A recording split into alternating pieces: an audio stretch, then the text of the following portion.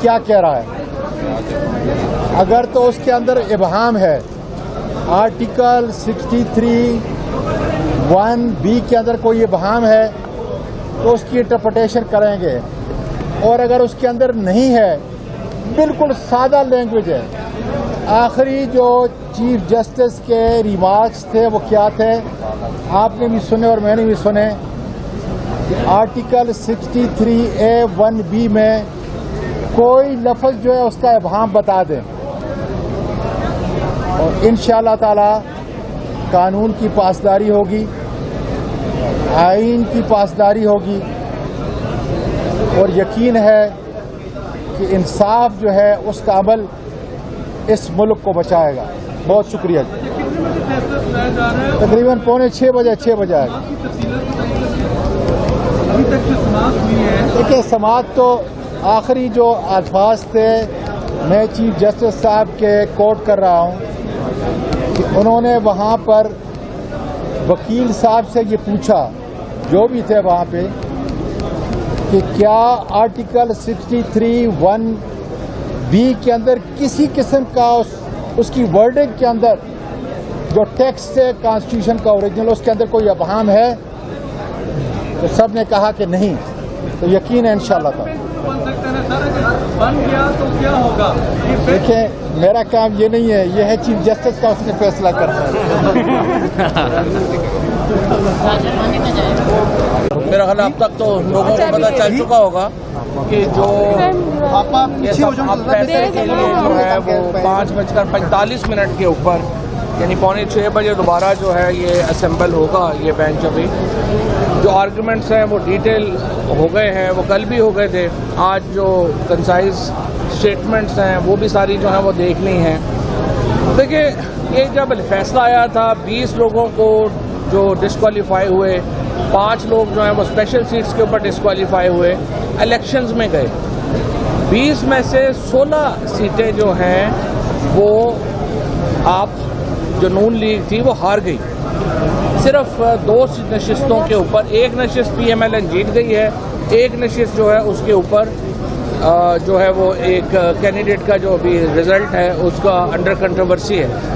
20 لوگ جو ڈسکوالیفائی ہوئے تھے ان میں سے 18 لوگوں نے الیکشن لڑا تھا. 18 میں سے جو 16 لوگ ہیں وہ مکمل الیکشن ہار گئے اور ایک کا الیکشن ابھی انڈر چیلنج ہے. تو خیال یہ ہے کہ 17 لوگ جو ہیں وہ الیکشن ہار گئے. اب آپ مجھے بتائیں اس کے بعد کیا رہ گیا تھا؟ کوئی بھی جمہوری ملک ہوتا، واحد حال یہ تھا کہ جو حکومت ہے وہ ذمہ داری قبول کرتی، وہ استعفیٰ دیتی، کہتے جی جو جیتے ہیں وہ آگے حکومت بنائیں. یہاں پہ اتنا گند ڈالا انہوں نے، سپریم کورٹ کو متنازع کرنے کی کوششیں جو ہیں وہ ہوئیں، سامنے دیکھا کہ اداروں کو جو ہے وہ بلیم کیا گیا. اب یہ ایک بے وقوفانہ اور احمقانہ پالیسی ہے کہ جی ہم سپریم کورٹ کو گالیاں نکالیں گے، فوج کو اس کے بعد دوبارہ بلیم کر لیں گے تو ہمارا یہ بیانیہ واپس آ جائے گا. یہ جو ان کی ایک اسٹریٹجک میڈیا انہوں نے بنائی تھی، ان میں جو احمق لوگ بیٹھے ہوئے ہیں، جنہوں نے ان صحافیوں نے 14 صحافی انہوں نے رکھے تھے مختلف جگہوں پہ، انہوں نے پہلے بھی ان کو مروایا ہے احمقانہ بیانیہ دے کے، اب یہ پھر ان کو مروا رہے ہیں اسی طرح کا بیوقوفانہ اور احمقانہ بیانیہ دے کے کہ جی آپ اس طرح کریں کہ سارا الزام اپنی ان پاپولرٹی کا جوڈیشری کے اوپر ڈال دیں اور فوج کے اوپر ڈال دیں. اس طرح نہیں ہوتا. لوگ بے وقوف نہیں ہیں، لوگ دیکھ رہے ہیں. آپ نے صرف جو ہے وہ لڑنا نہیں ہوتا، کوئی ریزن بھی ہونی چاہیے لڑنے کی، کوئی دلیل بھی ہونی چاہیے لڑنے کی. اس وقت میں سمجھتا ہوں کہ نون لیگ اور پیپلز پارٹی کا تو ماشاءاللہ جو مہا گرو تھے زرداری صاحب، وہ نون لیگ کا تختہ ٹھوک کے خود دبئی بیٹھے ہوئے ہیں اور پتہ نہیں کیا کیا کر رہے ہیں وہاں پہ. بہرحال آج ان کی برتھ ڈے بھی ہے، خدا ان کو اور لمبی زندگی، اللہ ان کو زندگی دے، اقتدار نہ دے، کیونکہ بڑا سندھ والوں کا برا حال ہو گیا ہے. بارش ہوتی ہے جو حشر نشر وہاں پہ ہو گیا ہے، آپ دیکھ ہی رہے ہیں. اور سندھ بار کے جو ماشاءاللہ صدر ہیں وہ اتنے آدمی ہیں کہ وہ زرداری صاحب کا بریف لے کے پنجاب حکومت بچانے آ گئے ہیں. انہیں یہ نہیں پتا کہ سندھ کی وہاں پہ جو حالات ہیں ان کے لیے بھی آواز اٹھانی ہوتی ہے. بار ایسوسیشنز کا بھی جو حالات ہیں ماشاءاللہ، کبھی انہوں نے پبلک کسی غریب آدمی کے لیے آواز اٹھانا ہی کفر ہو گیا ہے. میرا یہ خیال ہے کہ ان کا رول بھی کافی جو ہے وہ ایکسپوز ہوا ہے کچھ بار لیڈرز کا. یہاں پر میں سمجھتا ہوں کہ جہاں آج پشاور بار نے، اسلام آباد بار نے، لاہور بار نے اور بے شمار اور بار ایسوسیشنز نے، خود سپریم کورٹ بار نے، ریاست گوندل صاحب نے، باقی لوگوں نے جس طرح سے سپریم کورٹ کا ساتھ دینے کا فیصلہ کیا وہ بڑا احسن ہے. ہم نے اداروں کو مضبوط کرنا ہے. انشاءاللہ فیصلہ جو ہے وہ آئے گا. فیصلہ سیدھا ہے، کوئی مجھے نہیں لگتا اس میں زیادہ کنٹروورسی ہے. اور جو اصل بات یہ ہے ملک میں استحکام جو ہے یہ عدالتی فیصلوں سے سیاست کے مسائل حل نہیں ہوتے. سیاست کے مسائل سیاستدانوں نے حل کرنے ہیں. میں اب بھی سمجھتا ہوں کہ ہمیں جنرل الیکشنز کی طرف جانا چاہیے. عدالتوں کے اوپر اتنا سیاسی بوجھ نہیں لادنا چاہیے اور الٹیمیٹلی لوگوں کے فیصلے کا احترام کرنا چاہیے. جنرل الیکشن جتنی جلدی ہوں گے اتنا ملک میں استحکام آئے گا. شکریہ جی. شکریہ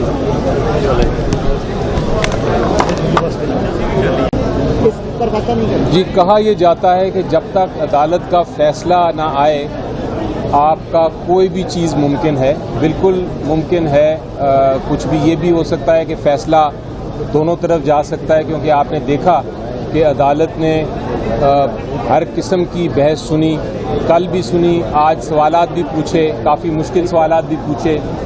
آج یہ بھی کہا کہ جو ریٹن آرگومنٹس یا ریٹن اپلیکیشنز جو فائل کی گئی ہیں دوسری سائڈ سے ان کو بھی دیکھا جائے.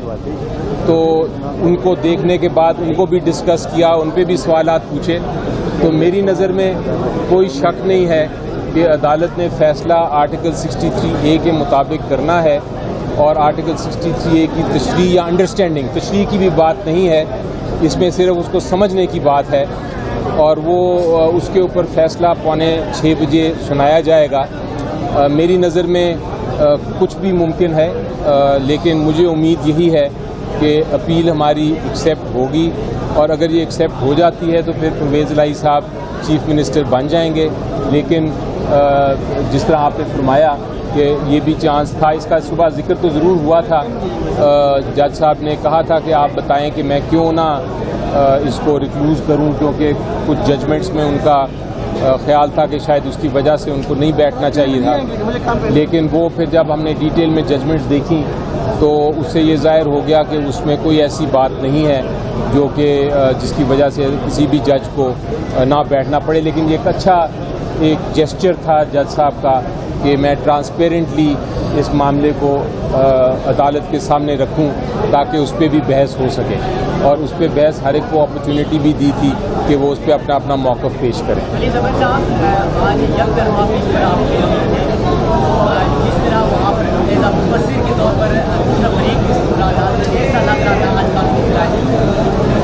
آج دیکھیں جو بحث تو آرٹیکل 63A پہ میرٹس پہ کچھ وکلاء نے کل بھی کی تھی، کچھ ہفتے کو بھی کی تھی، اس سے پہلے جو لاہور میں ہیئرنگ ہوئی تھی. اور اس کے بعد سب وکلاء کا موقف جو ہے وہ آ گیا تھا رائٹنگ میں. اور اٹارنی جنرل صاحب کی جو ریپرزینٹیو تھے انہوں نے بھی حکومت کی طرف سے جو حکومت کے ریپرزینٹیو ہوتے ہیں انہوں نے بھی آج بحث کر لی تھی. تو اس میں انفیکٹ جج صاحبان نے یہ سوچا کہ چونکہ اب آج کے دن کوئی وکیل دوسری طرف سے پیش نہیں ہے تو ہم ان کی بحث اپنی طرف سے سن لیں اور سوالات پوچھیں. تو عدالت نے میرے سے کافی سارے سوالات پوچھے اور کافی سارے سیریس سوال تھے، انٹرسٹنگ لیگل سوال تھے جن کا جواب مجھے دینا پڑا. انہوں نے ججمنٹس کا بھی پوائنٹ آؤٹ کیا اور انہوں نے یہ بھی کہا کہ آپ پڑھ کے سنائیں جو اپلیکیشنز دی ہیں اور جو جواب دیے ہیں اور جو ریٹن آرگومنٹس دی ہیں دوسری سائڈ نے اور ان کا بھی جواب دیں. تو میرا خیال ہے عدالت نے اپنی بھرپور کوشش کی ہے کہ بائیکاٹ کے باوجود وہ سب کو سنیں. اور انفیکٹ گورنمنٹ تو ریپرزینٹیڈ تھی کیونکہ اٹارنی جنرل صاحب ادھر تھے، اٹارنی جنرل آفس کے انہوں نے بحث کی. تو اس لیے یہ بھی نہیں کہا جا سکتا کہ حکومت ریپرزینٹیڈ نہیں تھی، وہ بالکل ریپرزینٹیڈ تھے.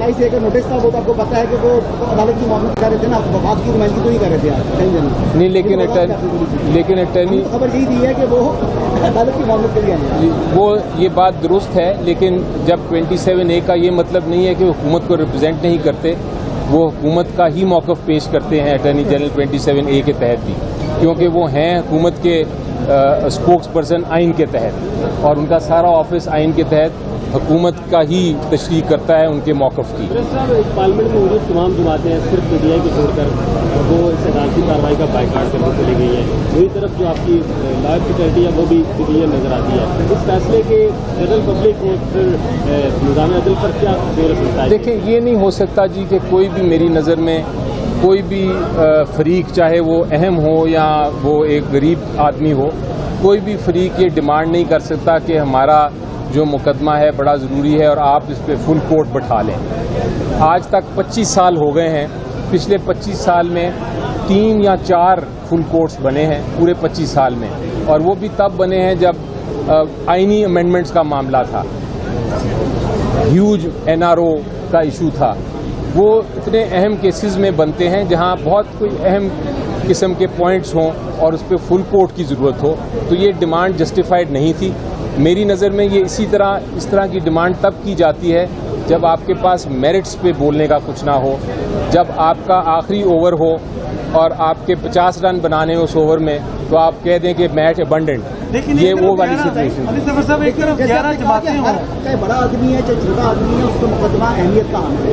تو آپ کو پتا ہے کہ اس کیس کی وجہ سے جسٹس منیب اختر کی جو بینچ تھا لاہور میں, جو وہاں کیسز ڈیلس ہو گئے ہیں, 70 کیس جو ہے وہ سننا تھا انہوں نے, جس کی سماعت اپنی ہو رہی ہے کہ اس ایک کیس کی وجہ سے. جی وہ آپ کو اہمیت دی نا, غلط کیا اگر آپ کی بات. آپ دیکھیں یہ, اور اگر فل کورٹ بن جاتا تو پھر تو سارے کے سارے کیسز پورے پاکستان میں خراب ہو جاتے ہیں. اور اسی لیے کورٹ نے کہا کہ ہم دیکھیں, کورٹ ہم 1 بجے بیٹھ رہے ہیں, 1 بجے بیٹھ کے ہم اس کیس کی سماعت کرنا چاہتے ہیں, ہم ڈیلے نہیں کرنا چاہتے, ہم اس کا فیصلہ جلدی کرنا چاہتے ہیں. اور کانسٹیٹیوشنل کرائسس ہے, اتنا بڑا کرائسس ہے کہ ایک آپ کا چیف منسٹر ابھی نہیں بنا, اس کی وجہ سے پوری پاکستان کی اکانومی کو افیکٹ ہو رہا ہے. یہ بھی ایک بڑا اہم سوال ہے اور اہم پوائنٹ ہے. تو میرا خیال ہے اس کو میں تو سمجھتا ہوں کہ یہ جو ریکویسٹ تھی دوسری سائڈ سے کہ فل کورٹ بنایا جائے, اس کا مجھے کوئی اگزامپل نہیں ملتا اس طرح کسی کا کہنا جس طرح کے کل کہا گیا. اچھا, ایک طرف 11 جماعتیں ہیں, اخلاقی طور پہ ویسے اس کی اہمیت کیا بنتی ہے 11 جماعتوں کا, یعنی کہ کل بائیکاٹ, اس کے بعد فل کورٹ کی اپیل, صرف ایک ہی اپیل ہے اس کی, تو کیا اس میں آپ اس کی اہمیت کو دیتے ہیں ویٹیج؟ جی دیکھیں, جماعتوں کا اس میں ایشو نہیں ہے. آپ تھوڑی دیر کے لیے بھول جائیں جماعتیں کتنی ہیں پاکستان میں یا کتنی نہیں ہیں. اس میں ایشو یہ ہے کہ آئین کیا کہتا ہے.